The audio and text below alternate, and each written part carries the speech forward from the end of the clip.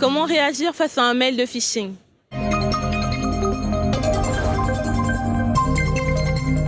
L'hameçonnage, ou phishing en anglais, est une technique frauduleuse destinée à tromper l'internaute pour l'inciter à communiquer des données personnelles en se faisant passer pour un tiers de confiance.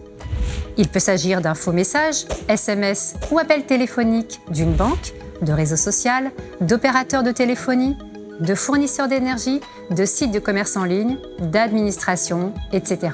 Si vous avez malencontreusement communiqué des éléments sur vos moyens de paiement ou si vous avez constaté des débits frauduleux sur votre compte, faites opposition immédiatement auprès de votre organisme bancaire et déposez plainte au commissariat de police ou la gendarmerie. Si vous êtes victime d'une usurpation de votre adresse de messagerie ou d'un autre compte, changez immédiatement vos mots de passe. Si vous avez reçu un message douteux sans y répondre, signalez-le à signal-spam.fr. Enfin, pour être conseillé en cas d'hameçonnage, contactez Info Escroquerie au 0805 805 817, numéro gratuit. Alors l'accès à mes fichiers informatiques a été bloqué et on me demande une rançon. Que faire?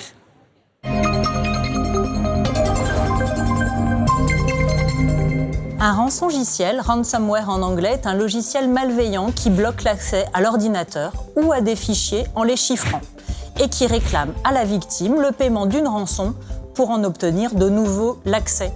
Si vous êtes victime, débranchez la machine d'Internet ou du réseau informatique. Ne payez pas la rançon car vous n'êtes pas certain de récupérer vos données et vous alimenterez un système mafieux.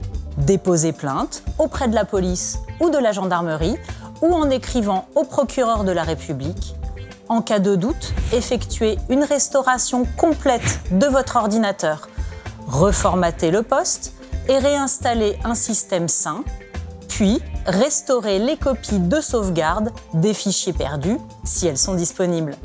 Vous pouvez vous faire assister par des professionnels. Vous trouverez sur cybermalveillance.gouv.fr des prestataires spécialisés susceptibles de pouvoir vous apporter leur assistance. Plus d'informations sur la page d'accueil du site cybermalveillance.gouv.fr. Wi-Fi public, comment empêcher le vol de mes données?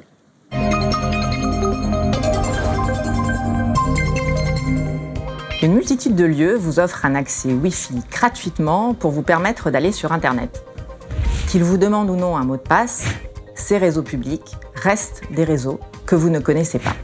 Vous devez donc être vigilant sur plusieurs points. Tout d'abord, il est important que les paramètres de partage de votre appareil ne soient pas ouverts lorsque vous vous connectez à un Wi-Fi public.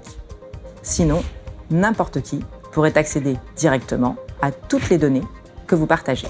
Ensuite, évitez de faire des opérations sensibles lorsque vous êtes connecté à un réseau Wi-Fi public, comme par exemple consulter votre compte en banque ou envoyer des informations confidentielles afin d'éviter qu'elles ne soient interceptées par un pirate qui contrôlerait ce réseau.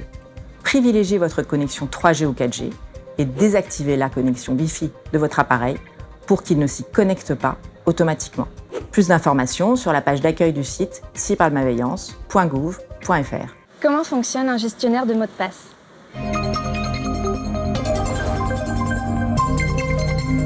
Tout le monde est confronté à la difficulté de retenir les nombreux mots de passe que l'on utilise quotidiennement sur ces différents comptes en ligne. Il y a des erreurs à ne pas commettre. Ne notez pas vos mots de passe sur un pense-bête que vous laisseriez à proximité de votre appareil. Ne les inscrivez pas dans votre messagerie ou dans un fichier non protégé de votre ordinateur. Ou encore, dans votre téléphone mobile auquel une personne malveillante pourrait avoir accès. La solution est d'utiliser ce qu'on appelle un gestionnaire de mots de passe, outil sécurisé qui s'en chargera à votre place. Le seul mot de passe que vous aurez alors à retenir sera le mot de passe qui permet d'en ouvrir l'accès. Il existe des solutions gratuites ou payantes qui répondent à différents besoins. Vous pouvez, par exemple, utiliser le logiciel KeePass qui a obtenu un visa de sécurité. Plus d'informations sur la page d'accueil du site de Cybermalveillance. Appli, faut-il tout accepter pour pouvoir les utiliser?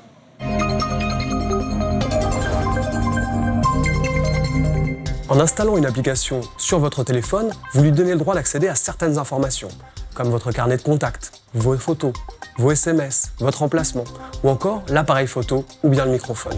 Les autorisations demandées par l'application varient selon ses fonctions. Par exemple, une application de filtre pour les photos doit pouvoir accéder à votre galerie de photos ou à votre caméra. Une application de messagerie ou de téléphonie doit pouvoir accéder à vos contacts, ou encore un GPS à votre emplacement. Vérifiez toujours les permissions demandées par une application et ne téléchargez vos applications que depuis les magasins officiels, comme l'Apple Store ou le Google Play Store. Si une application fait l'objet de commentaires négatifs, optez alors pour une autre avec de meilleurs avis. La liste des autorisations demandées est disponible dans la fiche des applications et lors de leur installation. Comment sécuriser mes appareils pour qu'ils ne soient pas attaqués par des virus ?